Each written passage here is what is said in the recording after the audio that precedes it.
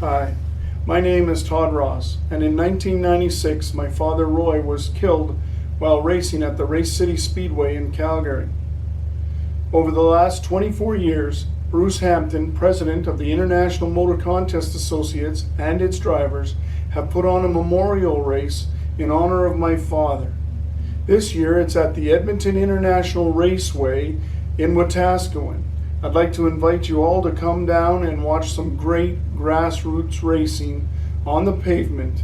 I'd like to ask you a favor. If you are planning on coming down to the Edmonton International Raceway in Wetaskiwin to cheer on one or more of the competitors in this year's 25th anniversary Roy Ross Memorial, please buy your tickets online at eventbrite.ca or email royrossmemorial@gmail.com. All the purchases from either the online sales or through email, the proceeds go directly back to the racers of the show. Please support them and come on down and again watch some great racing. Thank you.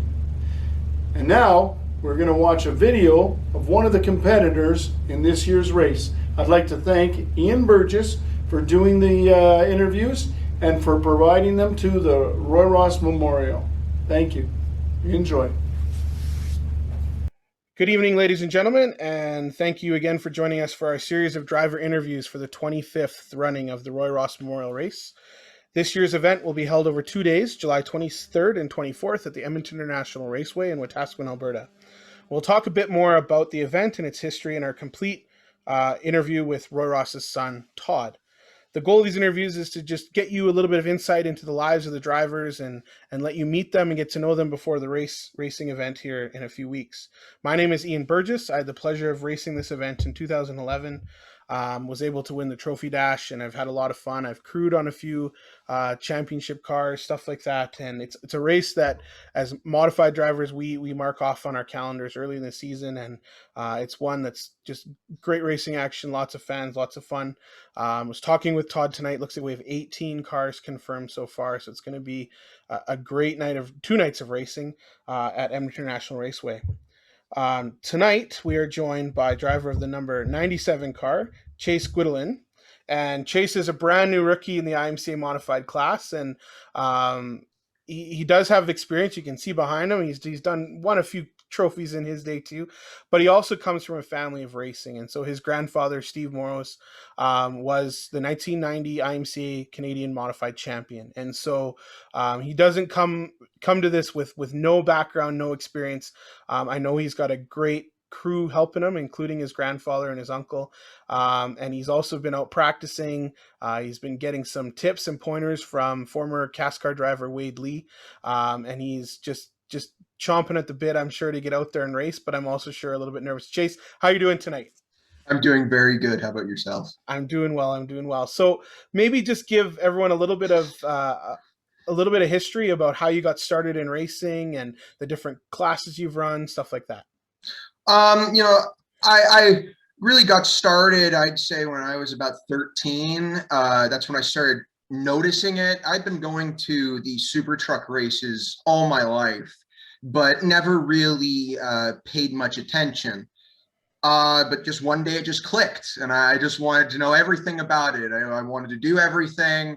I wanted to be a part of the team. And then one day it was, I want to drive. I just want to have that one shot at driving.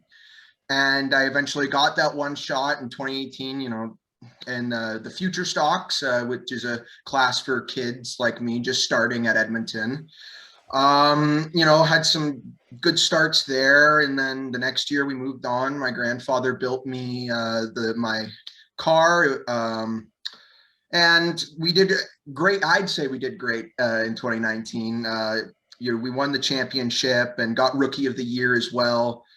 We moved on to the Pure Stocks, which is essentially just the same class with just adults and kids in it. Did good in that series, finished third in the points last year.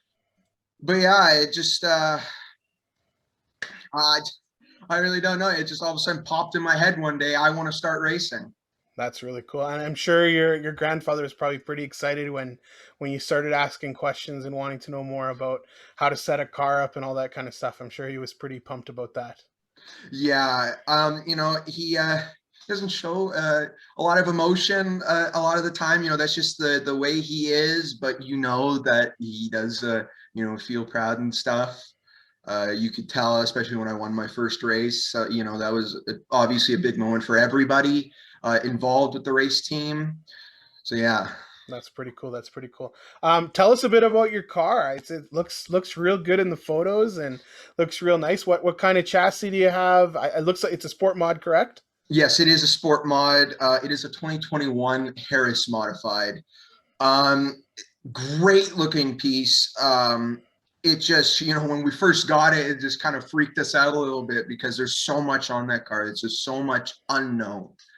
The whole thing, like, you can turn it into a dirt car if you wanted to. Go from asphalt to dirt just like that.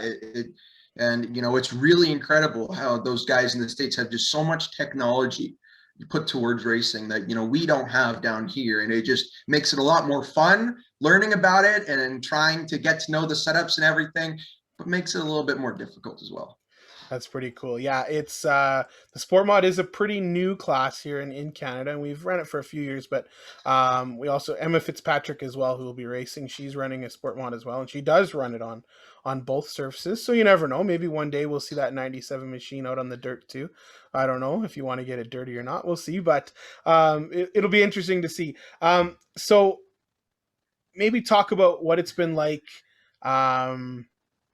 What is it like in the shop? What is it like? I know you got your grandfather, your uncle. They're doing lots. How do they, are they good at teaching you stuff? Do you kind of just got to pick it up as you go, or what's it been like in the shop? They're good at teaching a lot of stuff. It's just whether I'm paying attention at the time or not, I guess. But they're great teachers. My grandpa and my uncle Bob, they've been just doing it for so long that I can learn so much off of them. uh it's just incredible, when I listen to my grandpa talking about what the car needs, even when he's helping other race teams in like the super truck series, and he's never personally built or worked on that car. It's just so interesting to hear him talk about, no, like, that car needs that to get it going right, and as soon as they do that, it gets going around the track like a bullet. Yeah, you probably, maybe you know this, maybe you don't. I mean, you are truly blessed, because a lot of us racers go through a lot of growing pains in the beginning where we have to figure out a lot of those things. And I'm sure your grandfather figured a lot of that out the hard way, and now you got it a little bit easier. You still got to go out there and race the thing, which is still the biggest challenge. But I'm just telling you, I know people speak very highly of your grandfather and what he's done, and I know I've interviewed Sean Lowe. He's another person that has nothing but good stuff to say about your grandfather. And I know he's a person that also believes in the IMCA modifieds and was a part of that series for a long time. One person I'm sure you've got to know a little bit, and I know your grandfather knows well, is Mark Burton, who is one of the big sponsors of this event with Anugas Compression, and he's also a big sponsor of the Canadian Super Truck Series. And that's pretty cool. I heard you got to drive a super truck on the weekend. Yes, we were at Medicine Hat this past weekend helping with the number 83 Coyote Racing team. And he let me drive his truck out for the national anthem. I got to hold the Canadian flag in there, do a little bit of pace laps around the track. It was pretty cool because unfortunately we have decided not to race our truck anymore. So it's because it's just so much work, right, to fix it and everything. And but I would still love to drive a super truck one day. I've grown up around them, and I just still love, the way they sound, the way they look. That is, my bucket list race car right now to drive in. Yeah, they're pretty cool. I know when we host them up at Hythe, we're hosting for a 2-day show this year, and we're super pumped to have them. What has it been like working alongside Wade Lee when you go out for practice? And Wade is a guy who ran the super trucks recently for a lot of years and is he's unbeatable in that thing when he's doing well. But also I remember, so as a kid in 1995 we had a cast car race in Hythe when the track was brand new, and I remember Wade coming up in the white Goodwrench 79 car, and he's done really well, and he's done really well in the West when the Cast Car West Series, but he also did really well nationally. What has it been like? I know you've been jumping in and out of the car. He goes for a bit, you go for a bit. How has that been? What has it been like having someone with so much experience and knowledge being able to kind of just coach you as you learn a new car?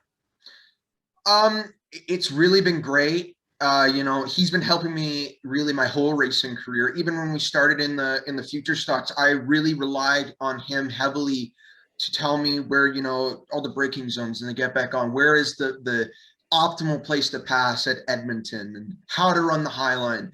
You watch him go around EIR, and it's just it's like it's no problem. It's like he just knows it like the back of his hand.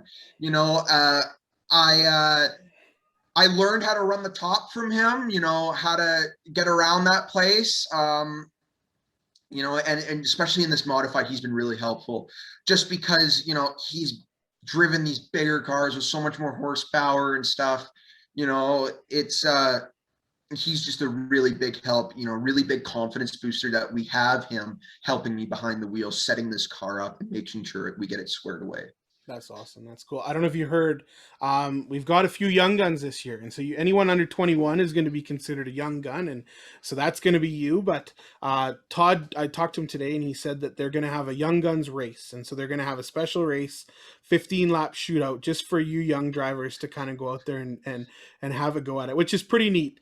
One of the things maybe a lot of people don't know about Roy Ross is that Roy Ross's only ever win came in a slow trophy dash, and that was his only win that he ever got. And so I was one of those winners in the slow trophy dash, but it's also one of those moments where you're a brand new driver, and there's going to be a lot of drivers out there with like you said about Wade that have thousands of laps at EIR, and I know you're going to just be getting your feet wet and trying to make sure you learn and you get faster every lap, and keep the car safe and all that kind of stuff. So it'll be really cool to see you guys in a kind of your own little race without maybe some of those more experienced drivers, and you can go and have some fun that way.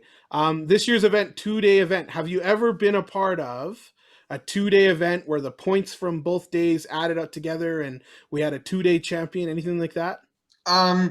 We were in my first full season of racing in 2019, we were supposed to have a doubleheader, but it snowed at Edmonton, so you could only get in the one day.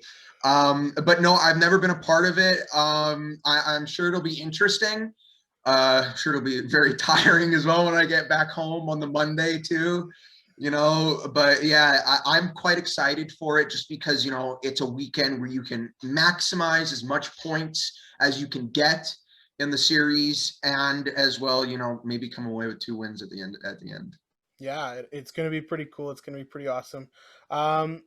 Just as we wrap things up, maybe who would you like to thank? Family, friends, sponsors, people that have helped you so far with getting yourself ready to go. I know you got a race this weekend at EIR, and that'll be your first kick in the modified, and it sounds like there's a decent car count going up, so that's good. But who would you like to thank so far for helping you, get out to the track, get the car ready, all that kind of stuff?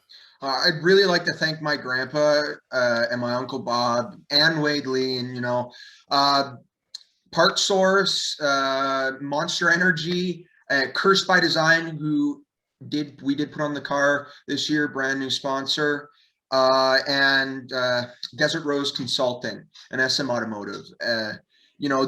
Those are really the driving forces behind getting us to the racetrack each weekend.